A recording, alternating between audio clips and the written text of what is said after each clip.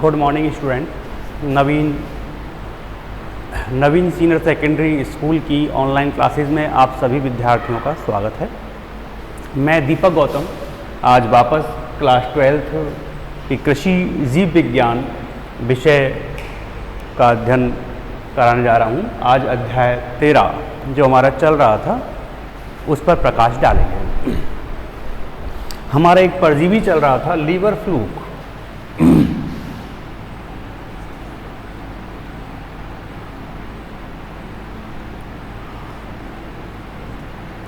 Liver fluke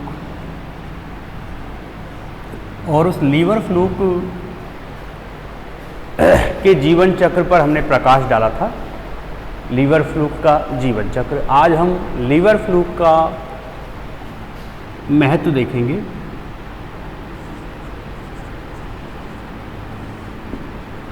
वैसे तो बच्चों आप सब जानते हो लीवर फ्लूक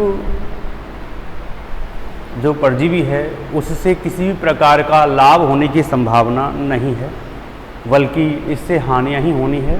तो जो महत्व है उसके अंतर्गत हानियों का अध्ययन करेंगे। कौन कौन सी हानियां इसके द्वारा होती हैं। हम पहली बात करें तो लीवर फ्लूक जो होती है वो भेड़ के लीवर में रहती है। लीवर जो होता है भेड़ का उसके अंदर रहती है या फिर पित्तवाहिनी के अंदर रहती है।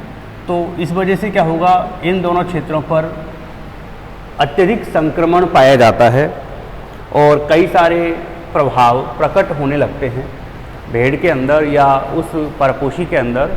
इसके संक्रमण की वजह से कई सारे दुष्प्रभाव या प्रभाव प्रकट होने लगते हैं। अब वो कौन कौन से हैं। पहली बात करें बेटा,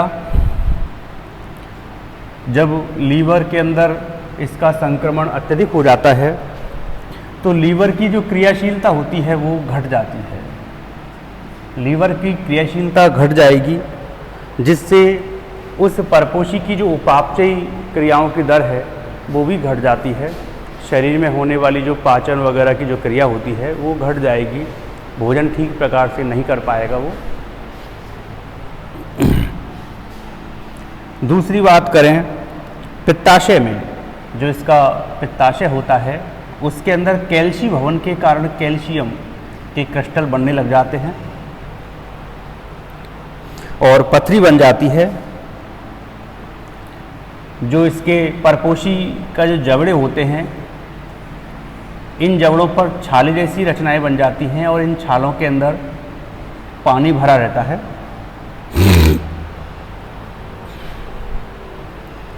तथा जब भोजन नहीं कर पाएगा, लीवर इन्फेक्टेड रहेगा, तो इससे क्या होगा, इस परपोषी के शरीर में ब्लड की कमी भी आ जाएगी, खून की कमी आ जाएगी इसके अंदर। लगातार लीवर इन्फेक्टेड रहेगा जिससे आपको पता है कि भूख नहीं लगेगी उसको, वो अपना भोजन ठीक प्रकार से नहीं कर पाएगा और खून की कमी आना स्वाभाविक है। अब चूँकि मोस्टली जो है इस लीवर फ्लूक का जो संक्रमण होता है भेड़ पर होता है। जब भोजन लगातार नहीं करेगा, खून की कमी आएगी, तो जो अपन भेड़ पालते हैं उसका जो मेन रीज़न है कि साहब भेड़ से हमें ऊन प्राप्त होती है।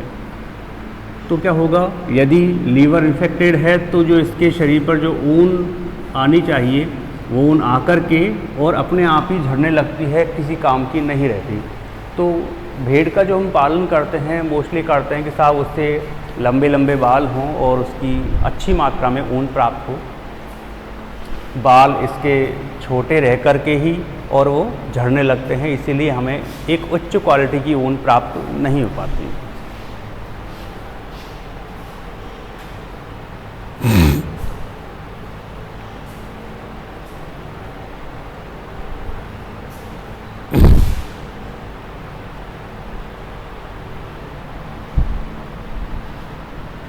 लीवर फ्लूक का अगर अधिक संक्रमण हो जाए, भाई ये तो अपन बात कर रहे हैं नॉर्मल संक्रमण की, अगर अधिक संक्रमण हो जाए तो उस परपोषी की मृत्यु भी हो सकती है।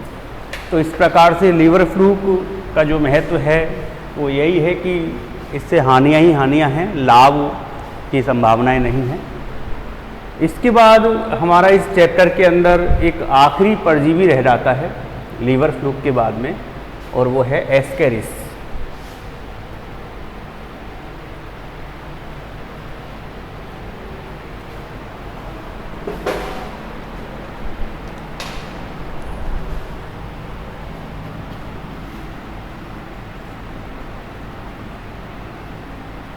एस्केरिस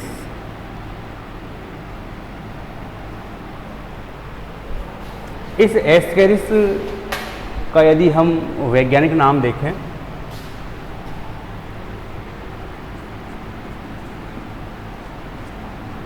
एस्केरिस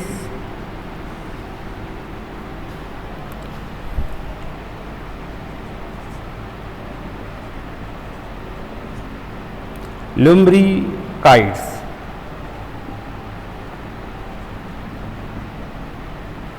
एस्केरिस लुम्ब्रिकाइड्स इसका जंतु वैज्ञानिक नाम है।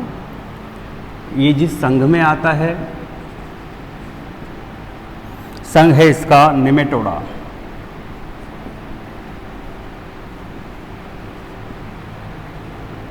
जो निमेटोडा होता है उसके अंतर्गत सभी गोलक्रमी आते हैं।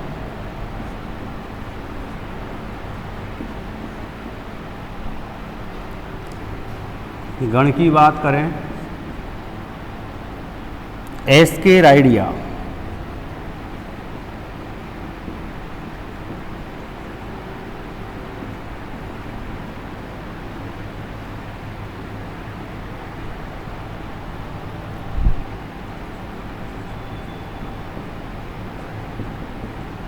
परपोषी की बात करें,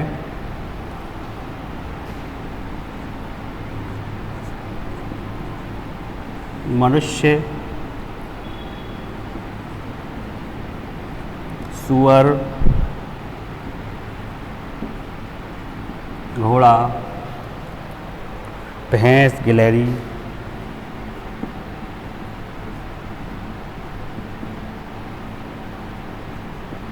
इत्यादि इसके परपोषी हैं। तो जो एस्केरिस होता है, एस्केरिस का वैज्ञानिक नाम है एस्केरिस लुम्ब्रिकाइड्स। याद रखने की बात है बेटा, कौन कौन से संघ में गण में आता है। तो संघ कौन सा है, निमेटोडा। और याद रखिए निमेटोडा संघ के अंदर वो सभी जंतु आते हैं जिनका शरीर गोल होता है। ये ध्यान रखिएगा, जिस प्रकार से हमने केंचुआ और जोंक पढ़ा, उनका शरीर भी गोल बेलनाकार होता है, लेकिन उनका शरीर छोटे छोटे छल्लों से मिलकर बना होता है। जबकि निमेटोडा संघ में जो जंतु आएंगे उनका शरीर छोटे छोटे छल्लों में बटा हुआ नहीं होगा, गोलक्रमी कहलाएंगे। गण कौन सा होगा इसका, एस्केराइडिया। एस्केराइडिया जो गण होगा उस गण के अंतर्गत एस्केरिस रखा जाता है। और आमतौर पर इस एस्केरिस के जो परपोषी होते हैं, अर्थात एस्केरिस जिन जंतुओं के शरीर के भीतर अंतः परजीवी के रूप में पाया जाता है, वो कौन कौन से हैं, मुख्य रूप से मनुष्य, सुअर, घोड़ा, भैंस और गिलहरी, ये इसके परपोषी हैं जिनके शरीर के भीतर ये अंतः परजीवी के रूप में पाया जाता है।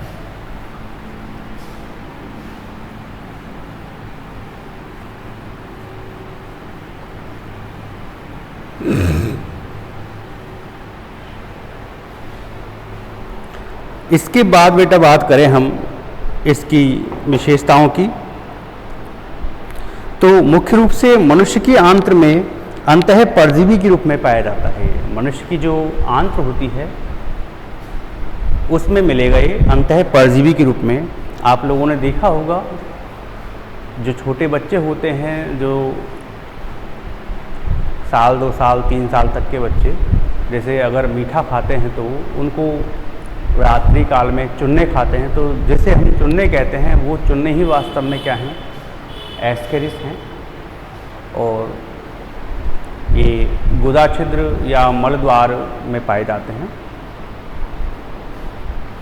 अगली बात करें, एस्केरिस जो प्राणी है एक लिंगी है या द्विलिंगी। तो बेटा एस्केरिस एक लिंगी होता है, अर्थात इसके अंदर नर प्राणी अलग होगा मादा प्राणी अलग होगा।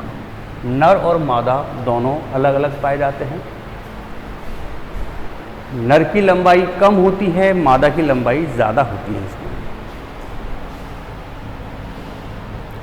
और इनका जो शरीर होता है वो चारों ओर से इस प्रकार से क्यूटिकल नामक एक परत के द्वारा आवृत रहता है, ढका रहता है। अब इस क्यूटिकल की आवश्यकता क्यों पड़ रही है जानते हैं हम। एस्केरिस चाहे नर हो या मादा हो, कहाँ पर मिलेगा ये मिलेगा पाचन तंत्र में या आहार नाल में।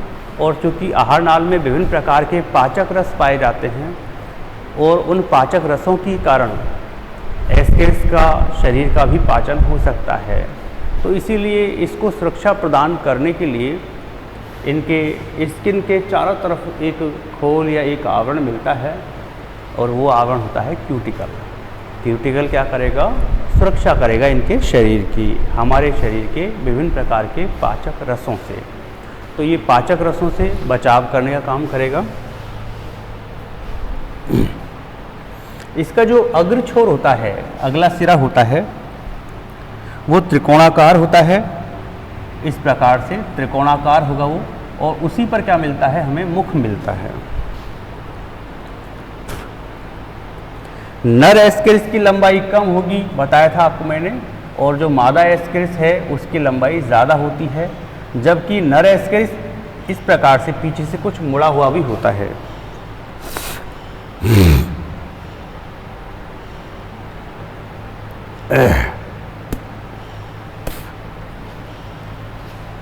जबकि मादा एस्केरिस होती है वो बिल्कुल सीधी स्ट्रेट में होती है।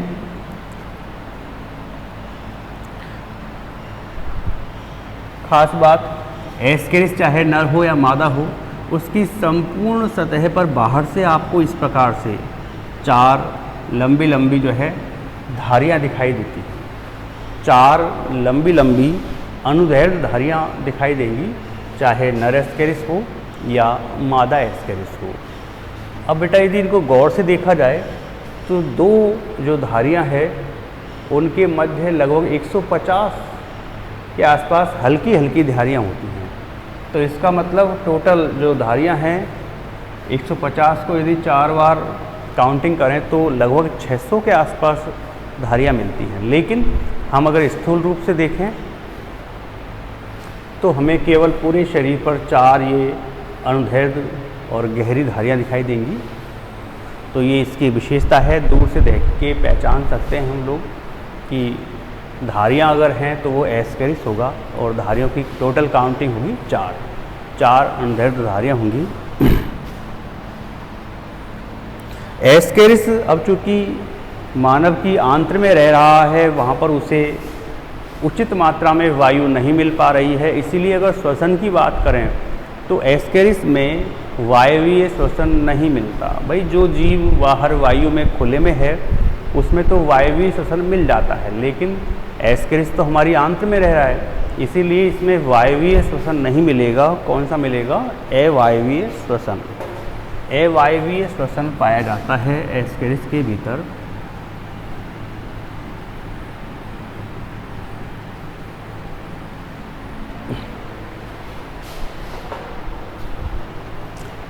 अब बात करते हैं हम छिद्रों की। छिद्र कौन कौन से मिलेंगे एस्केरिस के भीतर? तो देखिए बेटा, इसकी बाहरी सतह पर पाए जाते हैं छिद्र। ये अगर हम पहली बात करें तो शरीर के अगले सिरे पर 3 होठों से घिरा हुआ एक मुख पाया जाता है, जो कि नर में भी और मादा में भी। सबसे अगला जो सिरा होगा, चाहे नर एस्केरिस हो या मादा एस्केरिस हो, उसके अग्र सिरे पर 3 होठ इस प्रकार से 3 ओष्ठों से घिरा हुआ एक मुख मिलेगा। पहला छिद्र हो गया। दूसरी बात करें तो मध्य अधर सतह पर एक उत्सर्जी छिद्र,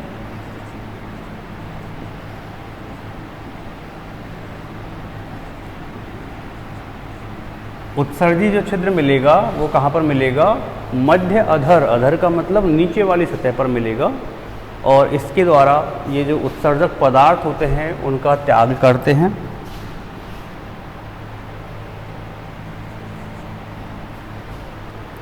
मादा में शरीर की अधर रेखा पर एक जनन छिद्र पाया जाता है।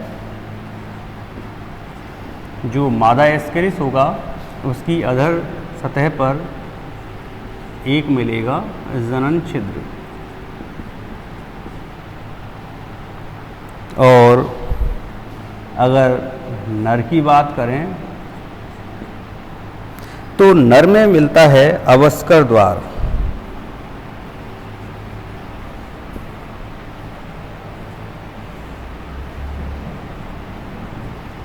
अवस्कर द्वार मिलेगा और इस अवस्कर द्वार में ही पीनियल सिटी पाई जाती है।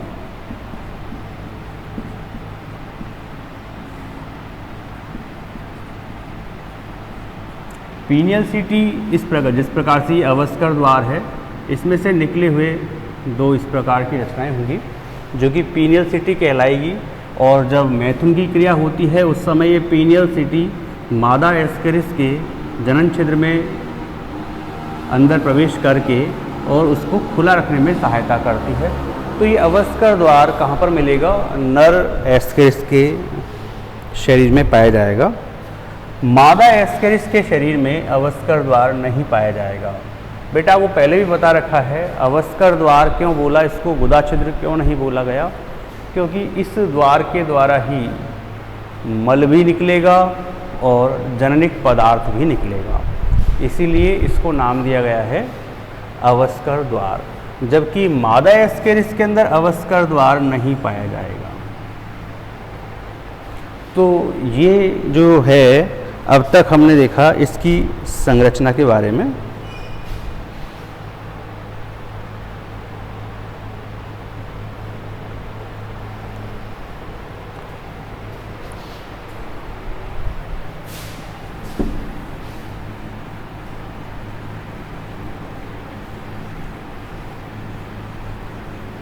यदि हम इनके जो है चित्रों पर विचार करें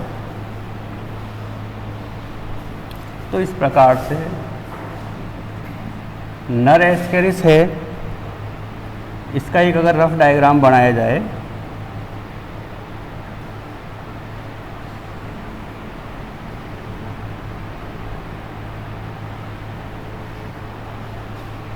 यहाँ पर होगा इसका मुख,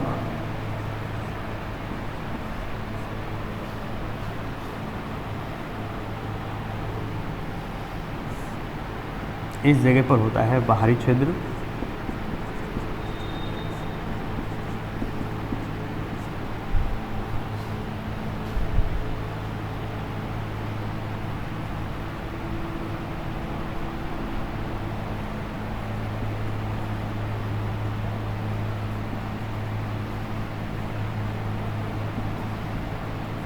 ये होगा अवस्कर छिद्र और ये है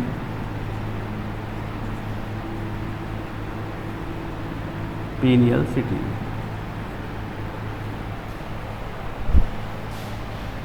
यदि मादा की बात करें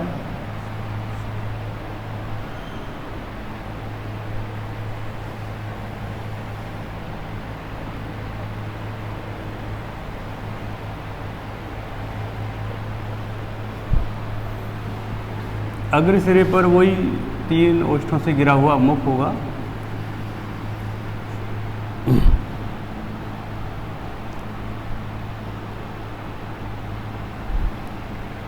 यहाँ पर होगा बाह्य छिद्र,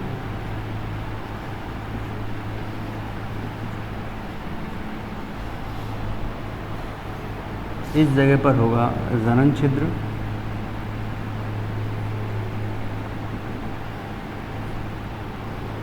और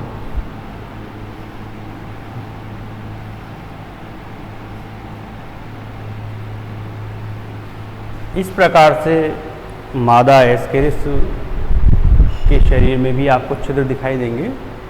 शीर्ष भाग पर, अग्र भाग पर मुख पाया जाएगा, इससे नीचे बाहरी छिद्र जो कि उत्सर्गी छिद्र कह सकते हो आप उसे, मध्य अधर सतह पर मिलेगा जनन छिद्र और अंत में मिलेगा गुदा छिद्र। तो डिफरेंस आप देख पा रहे हैं, मादा के अंदर यहाँ पर हमने इसको नाम दिया है गुदा छिद्र का, जबकि नर के अंदर नाम दिया है अवस्कर छिद्र का। तो अंतर यही है गुदा छिद्र के द्वारा केवल मल शरीर से बाहर त्यागा जाता है, जबकि अवस्कर छिद्र है तो अवस्कर छिद्र के द्वारा मल भी बाहर निकलेगा और जननिक पदार्थ भी बाहर निकलेंगे। तो इस प्रकार से आपने इसकी स्ट्रक्चर देखी। जो मादा एस्केरिस है बिल्कुल सीधी स्टेट में होती है, और जो नर प्राणी होता है वो पीछे से मुड़ा हुआ भी होता है और मादा की अपेक्षा थोड़ा छोटा भी होगा। यदि हम पाचन तंत्र की बात करें,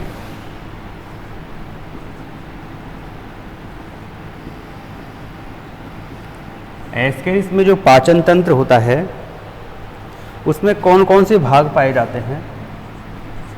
उसमें मिलेगा आपको मुख, मुख के अलावा फिर मिलेगी ग्रसनी, आंत्र,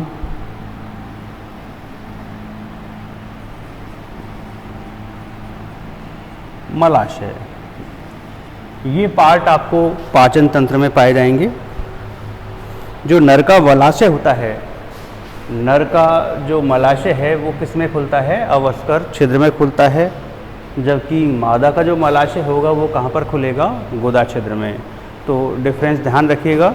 पाचन तंत्र यदि आप पढ़ रहे हैं नर और मादा एस्केरिस का, तो पाचन तंत्र में नर प्राणी का जो मलाशय है वो तो अंत में खुल रहा है अवस्कर छिद्र में, अर्थात अवस्कर छिद्र के द्वारा ही मल बाहर त्यागा जा रहा है, जबकि मादा प्राणी का जो मलाशय होगा वो खुलता है गुदा छिद्र में, अर्थात यहाँ पर गुदा छिद्र के द्वारा मल बाहर त्यागा जाएगा।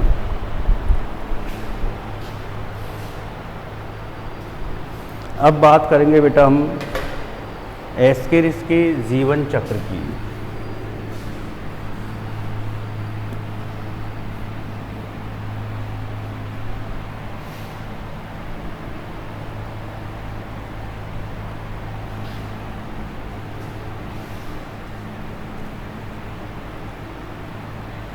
किस प्रकार से ये अपना संपूर्ण जीवन व्यतीत करता है परपोषी के शरीर में। तो एस्केरिस का जीवन चक्र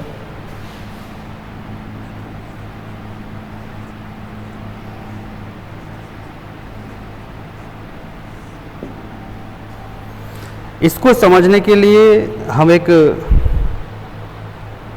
रेखाचित्र बनाते हैं।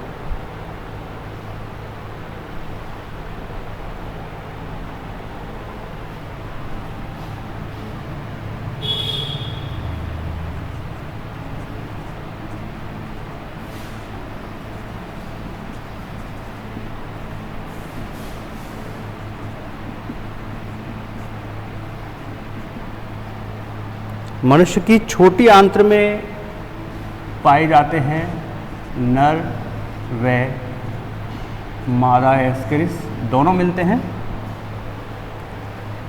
यहाँ पर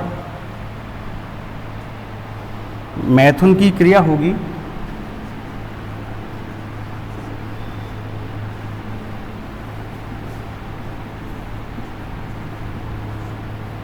और मैथुन की क्रिया के बाद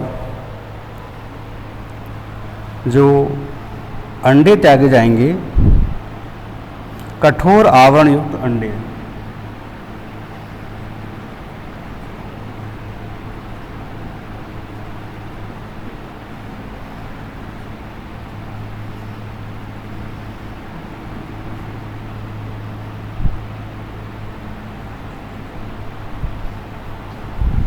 मल के साथ शरीर से बाहर निकलेंगे।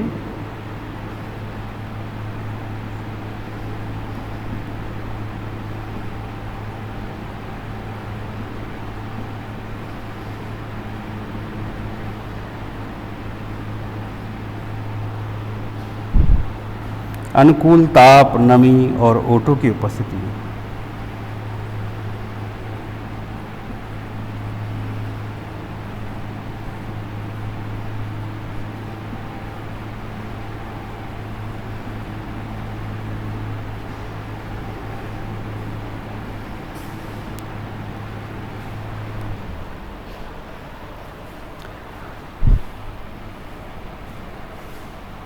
प्रथम लार्वा का निर्मोचन होगा।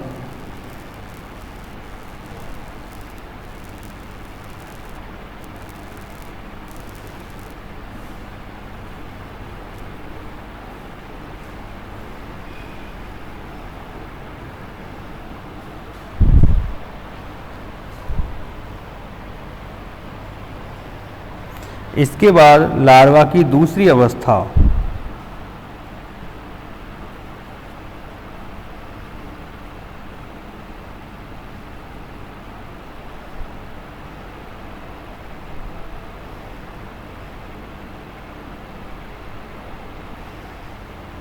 और उस अवस्था का नाम क्या है? भ्रूण युक्त अंडा।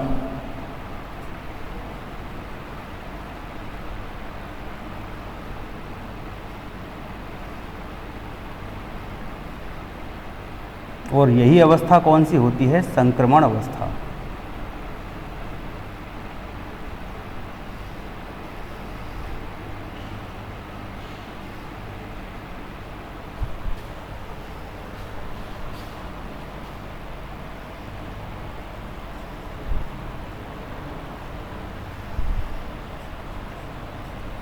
ये जो संक्रमण अवस्था है वो दूषित जल और भोजन द्वारा परपोषी के पाचन तंत्र में प्रवेश करेगी।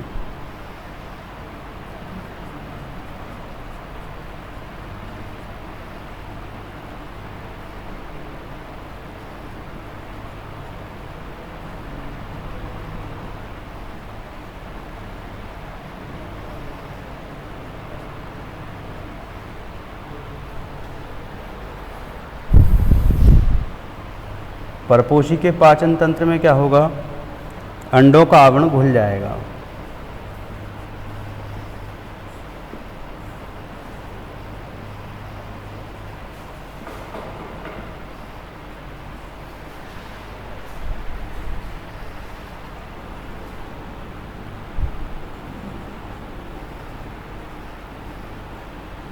अंडों का जब आवरण घुल जाएगा उसके बाद मुक्त लार्वा बनेगा।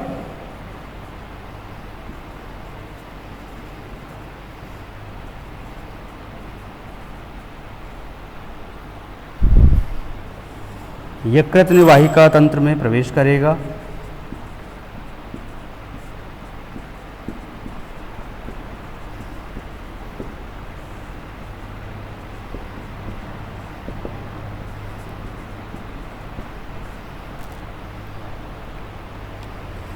यहाँ से फिर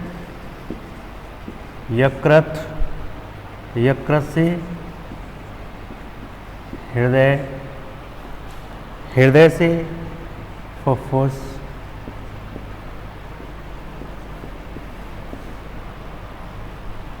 फुफ्फुस से फिर आहार नाल,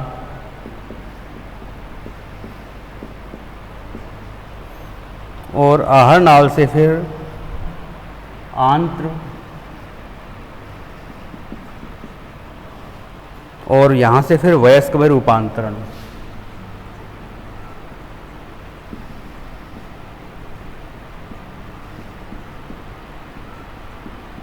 और अंत में वापस ये सिचुएशन चलेगी। तो इस प्रकार से हम ये देख सकते हैं कि जो एस्केरिस होता है उसका जीवन चक्र थोड़ा जटिल है। मनुष्य की छोटी आंत्र में नर और मादा प्राणी दोनों मिलेंगे। यहीं पर क्या होगा? मैथुन की क्रिया होगी। मैथुन की क्रिया के बाद कठोर आवरण युक्त अंडों का निर्माण होगा। फिर ये मल के साथ साथ, किसके मल के साथ? परपोषी के मल के साथ साथ शरीर से बाहर त्याग दिए जाएंगे। यहाँ पर अनुकूल ताप, नमी और ओटो की उपस्थिति अगर होगी तो प्रथम लार्वा का निर्मोचन होगा। लार्वा की फिर दूसरी अवस्था बनेगी जिसका नाम क्या होता है? भ्रूणयुक्त अंडा। ये जो भ्रूणयुक्त अंडा होता है वही क्या है? संक्रमण अवस्था है, अर्थात परपोषी के शरीर में प्रवेश करेगी। दूषित पानी और भोजन के द्वारा ये परपोषी के शरीर में प्रवेश करती है। परपोषी के पाचन तंत्र में प्रवेश कर जाएगी। वहाँ पर क्या होगा? अंडों का आवरण घुलेगा। भाई पाचक रसों की सहायता से अंडों का आवरण घुल जाएगा, उससे मुक्त लार्वा बनेगा। ये मुक्त लार्वा फिर यकृत निवाहिका तंत्र में प्रवेश कर जाएगा मनुष्य के में, और यकृत निवाहिका तंत्र से फिर यकृत में प्रवेश करेगा, यकृत से हृदय में जाएगा, हृदय से फुफ्फुस में जाएगा, फुफ्फुस से फिर आहार नाल में प्रवेश करेगा, फिर आंत्र में जाएगा, और आंत्र में जब जाएगा तो ये संपूर्ण वयस्क में रूपांतरित हो जाएगा, और इस प्रकार से ये इसका जीवन चक्र चलेगा। इसमें थोड़ी बहुत जो है माइनर चीज़ें और भी है जो हम अगले लेक्चर में समझेंगे। बाकी उम्मीद करता हूँ आप लोगों के ये एस्केरिस का पाचन तंत्र जो है जीवन चक्र समझ में आया होगा। धन्यवाद।